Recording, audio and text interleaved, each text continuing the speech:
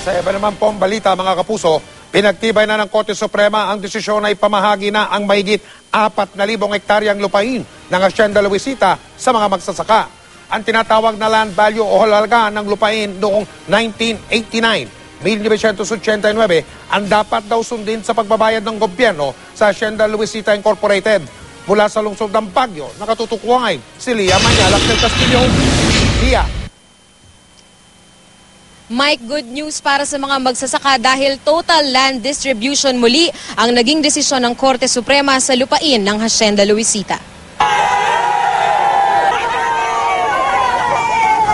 Nag-umapaw ang kasiyahan ng mga magsasaka na umakyat pa sa Baguio City matapos pagtibayin ng Korte Suprema ang pamamahagi ng lupain ng Hacienda Luisita. May ilan na hindi napigil ang maiyak. Ko ang pamilya Juanco Aquino! Laban! Tuloy! Tuwan-tuwa po kami, kaya lang po naiiyak kami dahil sa tuwa. Dahil narinig po ang panalangin namin sa taas. Unanimous ang 14 na mahistrado na nagsabing dapat ipamahagi ang 4,950 na ektaryang hacienda sa 6,236 qualified farmer worker beneficiaries nito. 14 pong mahistrado ang pumunta dito dahil si Justice Carpio po ay nag-inhibit noon pa man.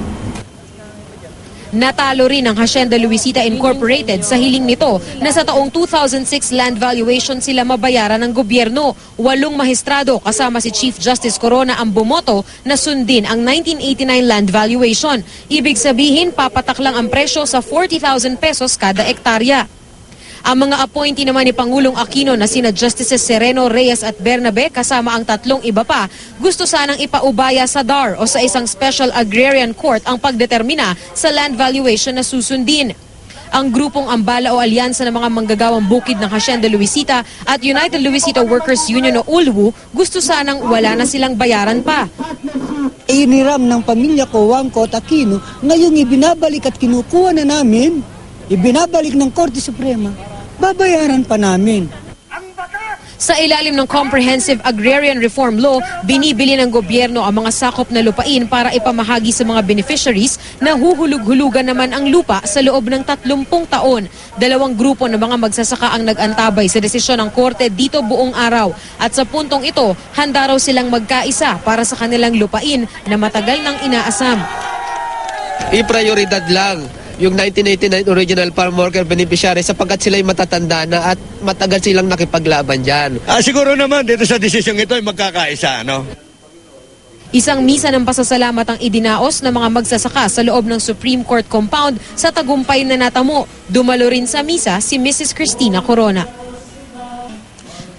Mike, final and executory ang naging desisyon ng Korte Suprema. Ibig sabihin, hindi na maaring maghain ng anumang apela ang anumang kampo. Mike? Maraming salamat, Lia Manyalak del Castillo.